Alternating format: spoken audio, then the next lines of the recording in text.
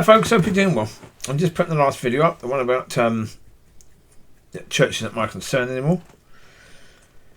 Yeah, now of course a lot of people will think, well, you should care about the church. No. Why? I showed quite clearly recently in videos and when talking about what the church is doing now, that the church couldn't care less. The church couldn't care less about people. If the church couldn't care less about people, and the people in church couldn't care less about that at all, why should anyone care about the church? As it is. The Baptist church, the Pentecostal church, the United Reformed church, the charismatic churches, the evangelical churches, that sort of stuff. They're all the same. Pretty much. Now, okay, you could find a church in there. If you look at 10,000 churches, you might be able to find a few that were different, that would challenge that way of thinking.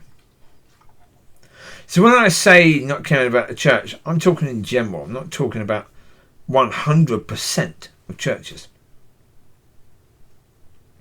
Because I understand completely that you can't judge 100% of churches by the fact that Americans think in this way, Europeans think in this way.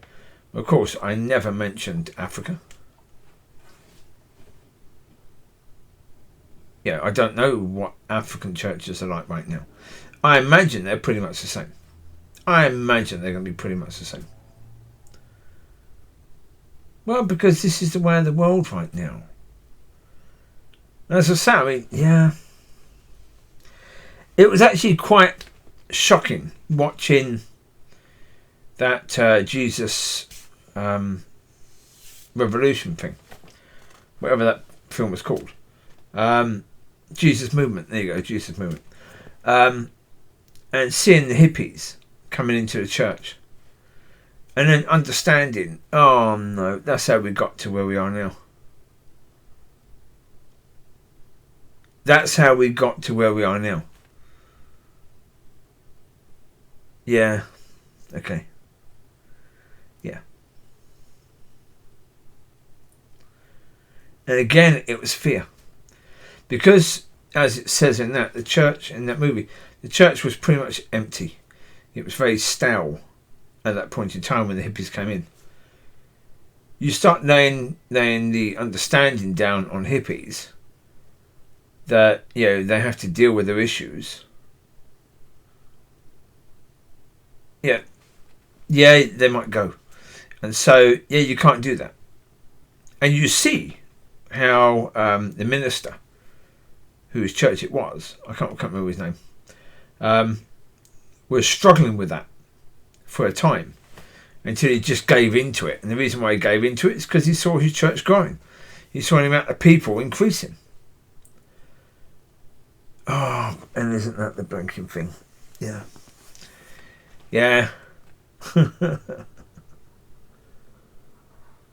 That is like being paid. That is exactly like Judas being paid to betray Yeshua. It is exactly like that. There isn't really much of a difference. When you have a massive income, of people in your church, incoming of people in your church, where your church fills up and overflows. What are you willing to let go of for that? What price are you willing to pay for that? Now, of course, you can't go by the movie because the movie won't necessarily show you how the original pastor acted in that time, but you can guess that there would have been a bit of that. There must have been a bit of that. Whereas with him realising that, he's just got to try and trust God with this because there's a lot of things happening that he does not understand and that he previously wouldn't have allowed or wouldn't have agreed with. but he let it go, and he's trying to trust God with this. Well, what if it wasn't God doing it? No, I'm not saying it wasn't God doing it, but I'm saying what if it wasn't God doing it? Certainly all of it. Because as we see with any move of God, when you get fire, you get wildfire. So, yeah. But anyway, getting back to the point. Not supposed to be a long video about that. Yeah. At the moment, it is a case where, by appearances, it looks as if the people in the church don't care. Oh, yesterday, that's it. I had some music on. And there's a song come on that was like, yeah. If God was going to sing a song to the church, this would be it. Alison Moyet. The song was called Invisible. Yeah.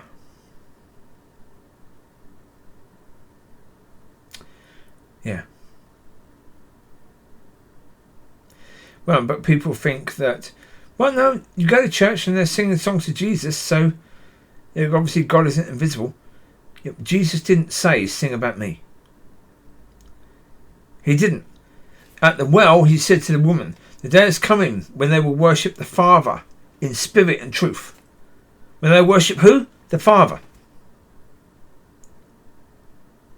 Not the Son, the Father.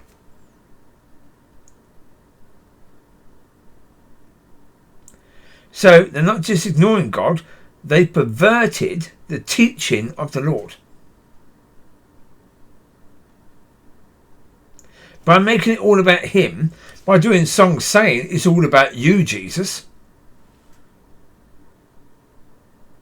It never was. It never was supposed to be all about him. Not in any way supposed, that's all. You were supposed to go through him to a relationship with Father. Yeah? I'm the way, the truth and life. No one comes to the Father except through me. You're supposed to go through him to Father. He made it all about Father. So yeah. Yeah. Invisible. Yeah. And when you think a bit about it in that way, that song is a lot harder to listen to. Originally, beautiful song. Very, very well sung. But talking about a situation that's tough to be in. Far tougher when you think about it from the point of view of God singing this to his church. Yeah. And so, yeah.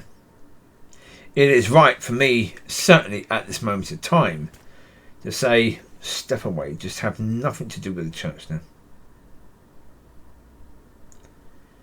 You bump into Christians, just say, hi, how you doing?